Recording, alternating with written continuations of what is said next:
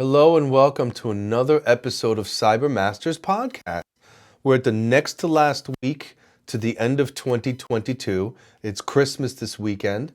Merry Christmas, which points right to my shirt. Jesus is my health insurance. Christmas is about Jesus Christ. That's what our calendar year is based on, our clocks, our time. We've all agreed that the birth of Jesus is when we're going to schedule and make calendar entries. Wow, what a level of acceptance by everyone in the world. Welcome to another episode of our podcast here, CyberMasters podcast. And interesting dilemma, right? So, Jesus is my health insurance is the t-shirt I received from my guys in the office the other day.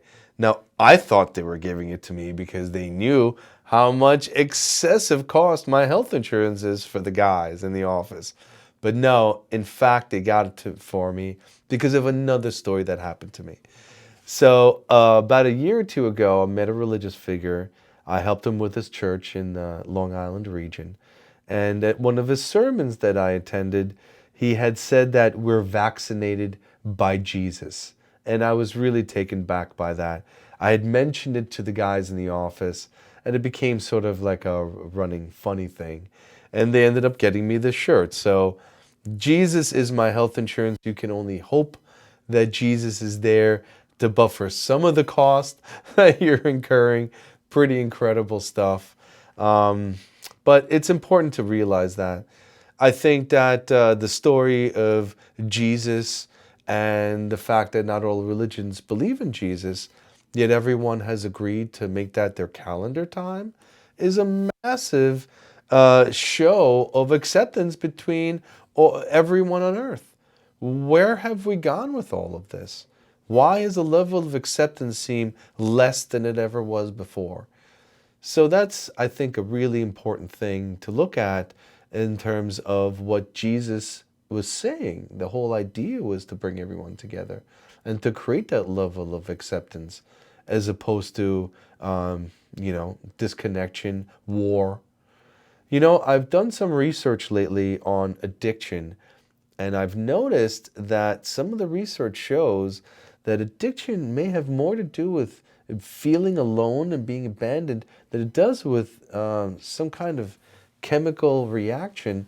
They're saying that potentially acceptance and feeling of love can really make all the difference. So isn't that the word that Jesus Christ was putting forward? And isn't that the story that is still alive today? That not everyone believes in Jesus, yet we've all agreed to work together in the same timeline that was based on his birth?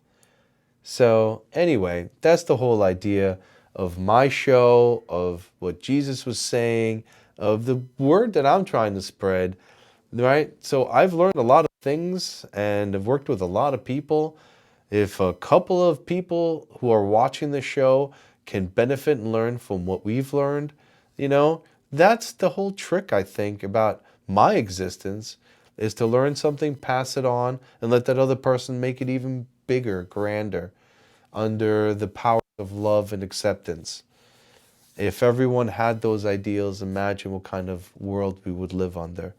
But anyway, just getting back to the health insurance, pretty crazy that I'm, as an American business owner, paying through the nose for health insurance for me and my guys. Yet dudes and girls from the southern border or from out of the country can just show up and get all this incredible medical care. Blows me away. Certainly, it makes a lot of people very angry. The reason I can talk about it openly is because I'm aware that the government makes these rules and things and situations that they don't really care about any one of us.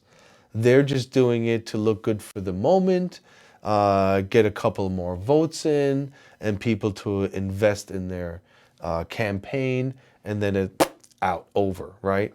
I've seen it pretty much as a standard, but who knows? Who knows what's possible in the future, right? So I pray to Jesus that as the economy falls down in the next few months and we possibly have a difficult 2023, that Jesus Christ and the idea of being together and depending on each other as people really becomes to shine through, right? So, guys, I want to say thank everybody for watching my show for the last year.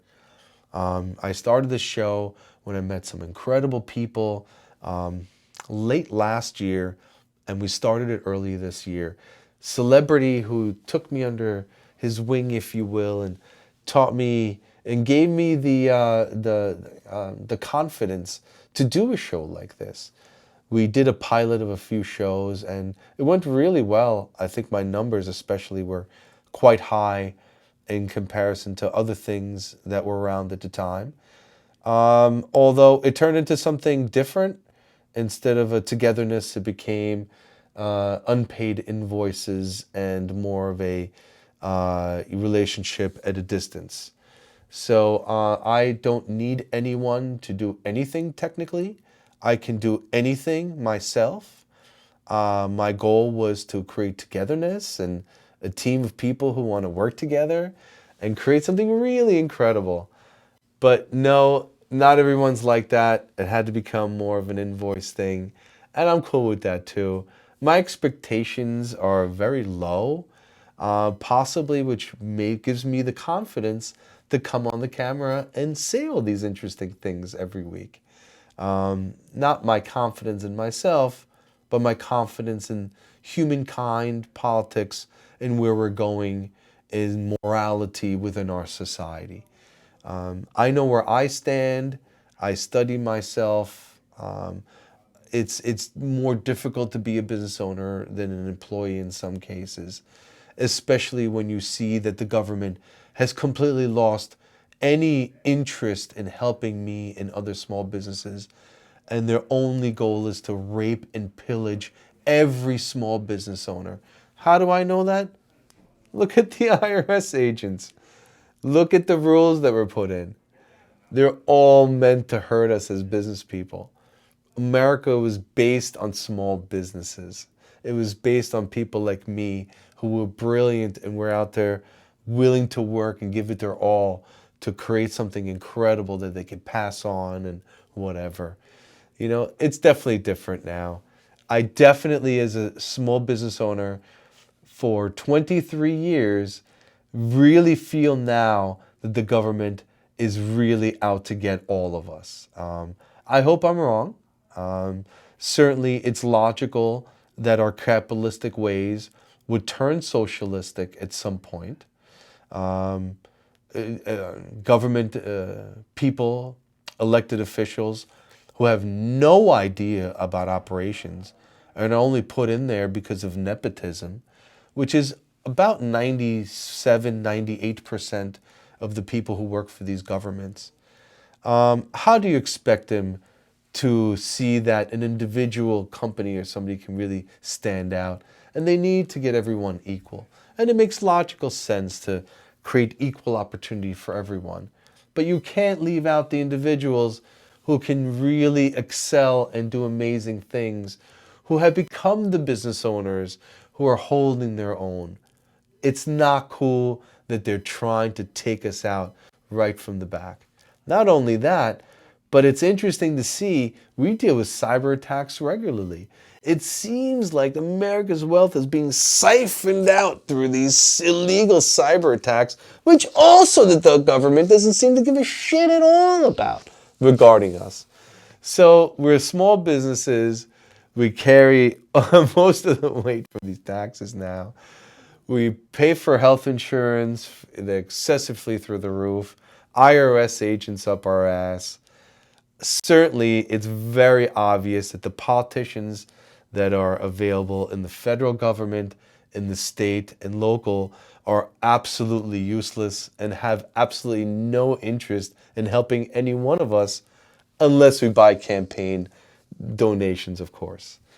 I wish you a Merry Christmas. Don't be discouraged. Problems like this need to be looked at straight in the eye, not ignored. I'm sorry it sounds a little rough, but until we face the facts, nothing's going to get fixed. Merry Christmas. We can only pray that Jesus Christ will help us. and bring togetherness back in where we all agree that we want the best for this country. We want the best for all of us who live in this country. Merry Christmas, Happy Holidays. Thank you very much.